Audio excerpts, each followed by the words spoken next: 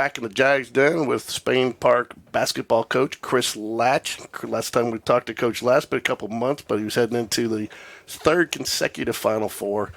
Real quick talk about that. It's because, most coaches, teams, it's a dream. It's an accomplishment to get to one. To get to three in a row, I mean, it almost defies the odds. So talk a little bit about that process and the challenge and, what your team feels as they're kind of doing that 3 years in a row.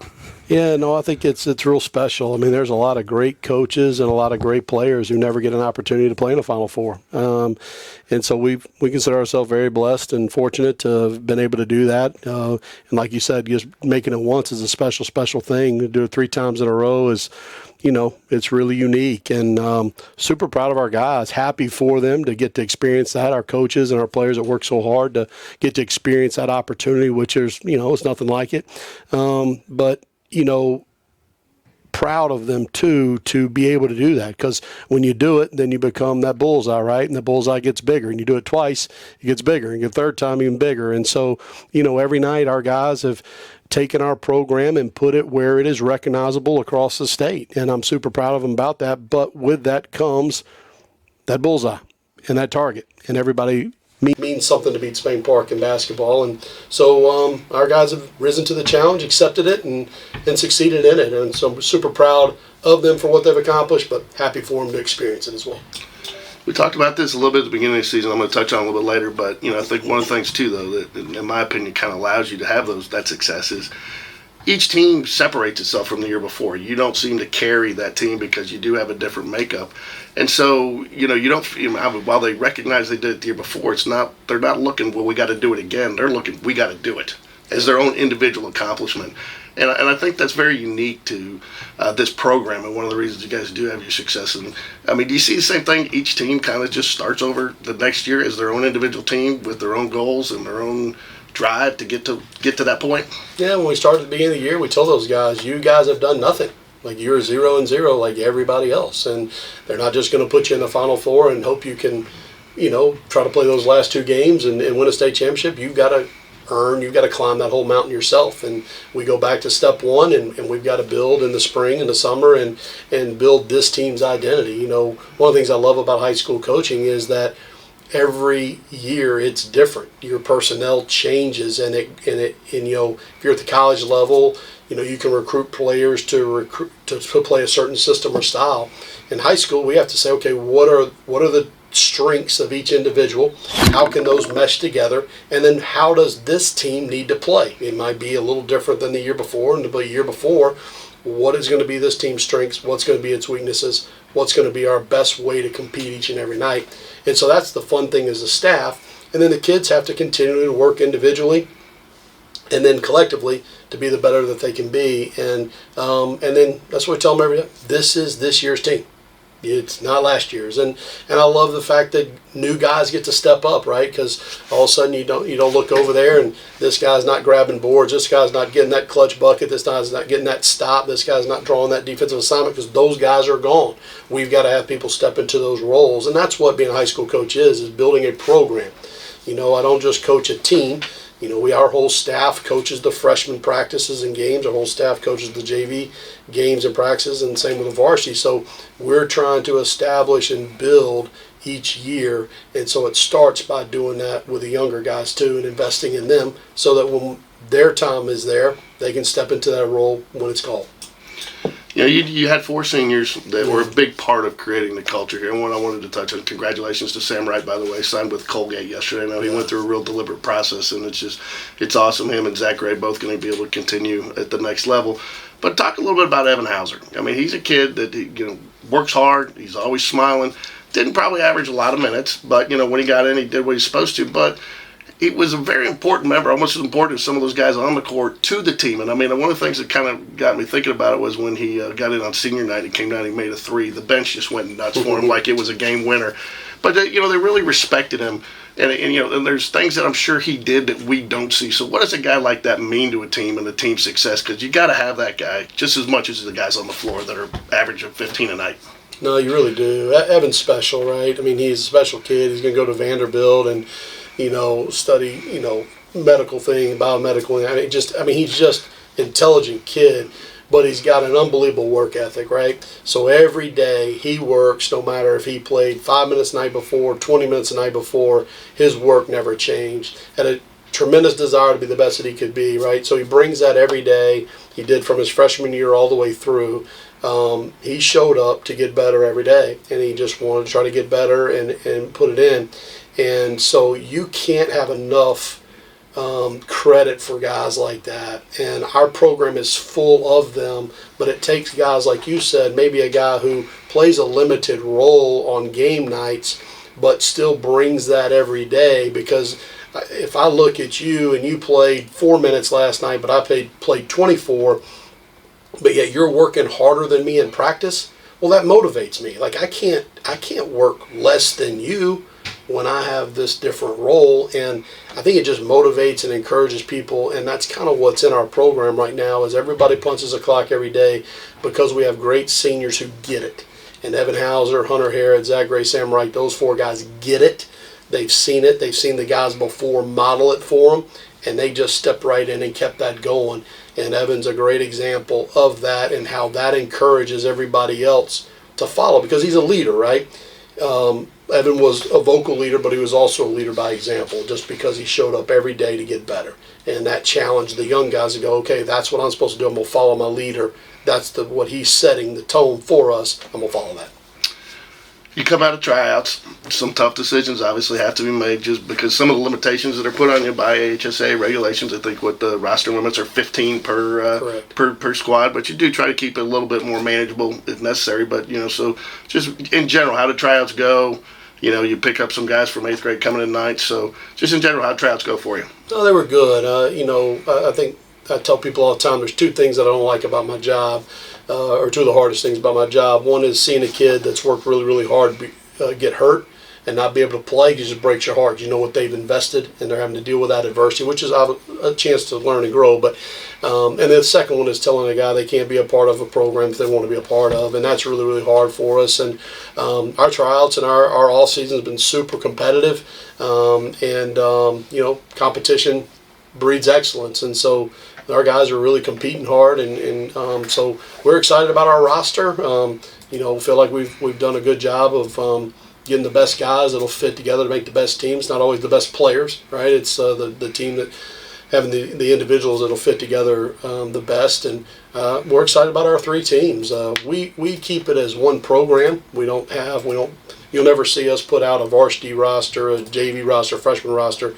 We say it's one program. If there's a kid that can play up, needs to play up, better for him or better for our program, then he's going to do that. So we move guys around. We call it fluid, and but we're excited about the guys we got. We've got 12 guys coming in from the 8th grade that we're super, super excited about. They seem very talented and hardworking, and we had a great 5 days with them for our spring practice and tryouts. So we're super excited to get ready to start competing in June. So you go into just a little bit about summer philosophy too. You go in, you got 15 guys. You got a varsity, a JV, and a freshman. Freshmen would probably still be freshmen. You do a lot of mixing up between the JV and the varsity in the summer to kind of see where guys are going to fit in and develop, or is it pretty much when you do your summer workouts, you pretty much already have your team set? No, we like to move them around, especially guys that we feel like have earned opportunities to maybe be the borderline a freshman JV guy or a JV varsity guy, to give them those reps and opportunities to grow and challenge themselves and see where they are. And, we'll have a lot of guys. We have some multi-sport guys, and so we have guys that will miss practices or miss games to participate in other things. And so we just kind of next man up and just move the guy into a spot, give him a chance, and it helps his growth and development as well, and lets us evaluate him at maybe a higher level. And so we'll move some guys around, and if they've earned that opportunity, we're going to give it to them. You talk about next man up. It almost seems to be the team, almost the unofficial motto, whether it be a practice, a game, or the season. And I think 2 years ago you lost JR and Cam, and then a year ago everybody's, what are they going to do next year without Colin Turner and Josh Harrington? And now you get the same thing with Zach and Hunter Harrod and Sam going. But each year you get those guys, it's almost like these guys relish that opportunity every year. How do you challenge them? We talk a lot in our program about excuses not being accepted, right? So I think when you think about injuries or guys missing, like, it's real easy for a lot of people to say, well, this guy was hurt, so he didn't play, or this. And so we talk a lot about it. Doesn't matter. We are all prepared. We have all done the off-season work. We've all done the conditioning. We've all done the practices. We are all prepared and ready, and we all have to be. So we talk that all the time. And it's exciting to me. Like I tell the guys, one of the things that excites me every year as we build a new team is, there's going to be a new leading scorer because that one's gone. There's going to be a new leading rebounder because that one's gone. There's going to be, a new assist to turnover ratio leader with Hunter, which was Hunter this year. He's gone. So who will that be? And I don't care who it is. You just got to have it done, right? And so all of you have that opportunity. And so step out and go do it. So everybody improve their individual craft, and then let's see who's ready to step into that role. So we talk a lot about it, but it's exciting for me to see who's going to really grow in those areas. You've got about 8 or 9 guys that average probably 25 to 30 minutes a game on JV that were quality. That, and again, their bodies are going to grow a little bit more this year and playing against some different competition. So you got a pool of guys that can do it. A big part of what happens every year when those guys come up is the guys like Zach Gray and Sam Wright and Colin Turner, who left last year, and Josh Harrington and Hunter Harrett. They've kind of established that expectation, and those guys it's almost unspoken. Those guys, not only from the coaching standpoint, but it seems like the guys coming up know that there's an expectation that these guys set a foundation, and they're expecting these guys to build on it. No, it absolutely is, and I think that's why we've had a successful program over the last few years, is because we've got guys who have done a great job of passing on what the expectation is, and so it doesn't drop. The coaches aren't having to reestablish and reset those standards every year. It just has a continuum to it, because our guys in our program have just created this atmosphere, and this culture, and they pass it down. Coach didn't have to write it out or show it. They're leading it and showing it. And then it just becomes those JV guys like, can they handle the speed of the game and the physicality of the game, and who's going to grab those opportunities first by adjusting to those things when it gets to a varsity level. But as far as the standard and expectations, our guys have done a tremendous job of passing those things down so they don't miss a beat.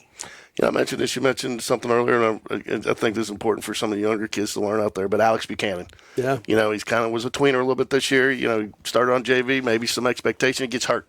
Yeah. But he's at every practice. He's at every game. He's sitting on the bench at varsity. And, talk about what a kid like him did in that situation and how he developed even though he couldn't get on the court. Because I think that's important, because a lot of kids will get hurt today and, my season's over, and they don't. And so talk about him in that situation and how he still developed and grew as a player. Yeah, so he hurt his finger. I think he was averaging 18 points a game when he got hurt, 5 games in. And, Alex had missed some time the year before with a foot injury. And so back-to-back years, this guy's missed time. But just a credit to his character and who he is, and being a team-first guy, Alex said, okay, I can't put the uniform on and contribute. What can I do to contribute? And so every day in practice, it's like, Coach, you need me to do this, you need me to do that. I mean, put time on the clock. Do you need me to keep score for a drill? On games, what can I do on the bench? Always talking to guys. We saw guys down, he would try to pick them up. Saw guys not knowing what to do, he tried to coach them up. He became just whatever we needed. And that's what's special about a team and a program and having quality character guys, because Alex knew that the team was more important than him. And so he had said, well, if I can't help the team this way, then I can try to help it this way. Where we all would have said, we understand if Alex would have been down, out, mopey, sad, right, disinterested, because he was disappointed because he's worked so hard, was playing so well, and then going through that. But Alex, with the character that he's got and setting a great example for the rest of our program, right, you all have a role at all times. And whatever your role is, let's do it. And if it's on the floor, if it's shooting, if it's passing, if it's guarding, if it's encouraging on the bench, or you're injured, do your role, do your job, do it the best of your ability, and make us better. And that's what he did. So but it's about, if you're going to make mistakes going fast. You can make mistakes, effort mistakes. So you kind of look for the same thing out of your guys in the summer. Might make a turnover, but did he make it trying to make the right play, going too fast? I mean, is that what you're looking for? Or are you looking more for technique and fundamentals? Well, we just tell them that in the offseason, this is their chance to expand their game, right? I don't need you in area play in January trying to move you've never tried before in a huge game, right?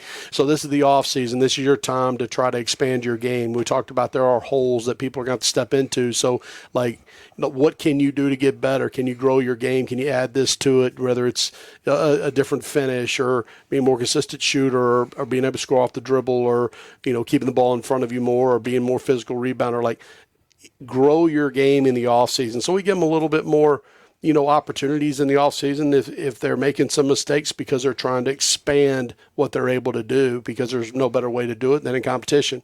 So if you've worked on it on your own, you've worked on it in practice, you put it in games and you try to do it, and then we'll decide, have you mastered it enough to use it in the regular season. And so, we'll see some guys trying to do some things that maybe they haven't done before, which I think is good.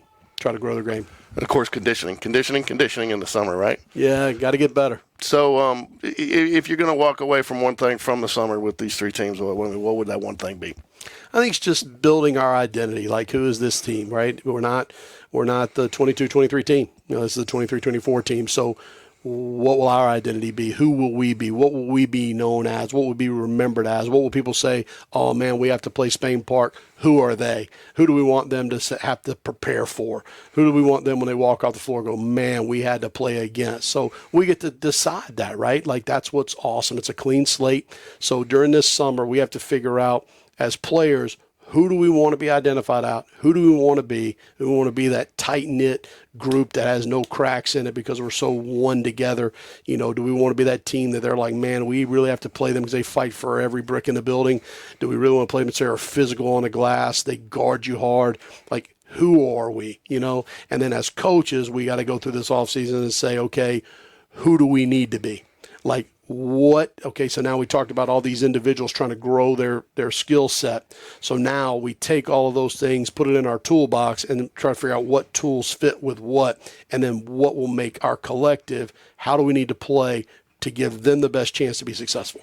This last year, you picked up Coach Ward, helped out from the middle school. Yeah. You get Coach Steiner, and then we talked about a little bit through the year. They brought some unique, roles into the coaching staff, and so how did that help as opposed to years past in the development for these guys moving forward into next year? I know you had to see some benefits with what Coach Ward did with the freshman team, and then Coach Steiner, and of course Gaines is all over the place. Yeah, no, I'm so fortunate. I told somebody the other day, it was a coaching clinic last weekend, and we were there, and they were talking about building programs, and I said, you have to surround yourself with great people, and the job's too big for one person, and that's what I'm so fortunate to have. Coach Gaines has been unbelievable, and he is growing every day and getting better every day and understanding more and more and bringing so much value to our program.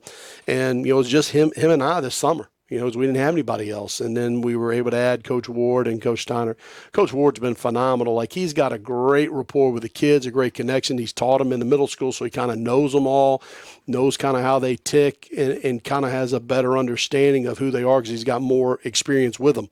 And on a daily basis, teaching PE classes. So he's been an unbelievable asset, and then has just jumped in, rolled his sleeves up, and learned our system and what we're trying to do, and is able to teach that at the freshman level, which is ultimately going to make us better when those kids get to the high school, to the varsity. And super proud of him. And then Coach Steiner coming in, he's a Jag, right? He was on the first school, class here, and he graduated from here, first basketball team here, and he loves Spain Park High School. He loves what it did for him as a student and how it helped create him to be the man that he is. And then he's been a head basketball coach for 7 years. So that experience is invaluable. And the expertise, the intelligence, and the understanding and knowledge that he has been super for our program. So we got unbelievable staff. I might get the pat on the back, but there are guys that deserve so much credit for what our program's been about. as you lose some guys, you kind of look back, you say, I'm going to admit, but with this team, I'm looking forward to next season. What are they going to bring? Because, that's kind of the expectation you've set. Created a whole new team, and there's really no looking back. It's all looking forward and who's going to step up. And so while you lose some of these guys and you're going to miss them, it's exciting because who's going to be that next set of guys that you're going to look forward to? And do you have the same feeling? Oh, no doubt. No, excitement's the great word. Like, it's just fun. Like, sitting in this chair a year ago this time, I would have said, I don't know who's going to be a post presence for us. I don't know who's going to handle the ball and get it where it needs to be, because we're losing Colin, losing Josh, and then losing who's going to be our leaders, because we had some unbelievable senior leaders last year too that practiced hard every day, played hard every day, did their role every day.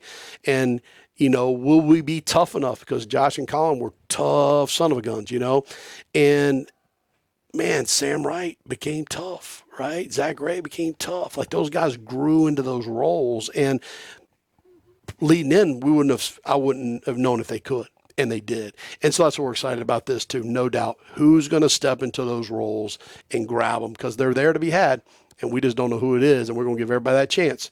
And then to see that, and then be sitting in this chair a year from now and be able to reflect and see the growth of our individuals, because that's what building a program is, right? Is growing the individuals, having them all improve each and every day, and to be able to see that is just so rewarding. Think you want to add? I think just a thank you. I try to be grateful every day, but Spain Park High School has been very, very good to me and my family, and super, super pumped to be here and have the opportunity to represent our school through the basketball program. Our administration, our athletic administration, just unbelievable. We have an unbelievable core group of parents that support us. And you can't have a great atmosphere and a culture without support. And the parents have to be on board. The kids have to be on board. There has to be loyalty. There has to be trust and support. And we've got just great, from our booster club to our parents to our kids and our coaching staff. Like, I just am humbled and grateful for all the support, love, and hard work that so many people do to help us have success. So I'm grateful for that, and just want to say thank you, and I'm excited about another year. Well, we're excited too, and you do a lot for these kids, and a lot of these kids are in positions and have had opportunities because you've been their coach and you've been in their lives and on and off the court. So it's a mutual thank you. So go Jags. Go Jags.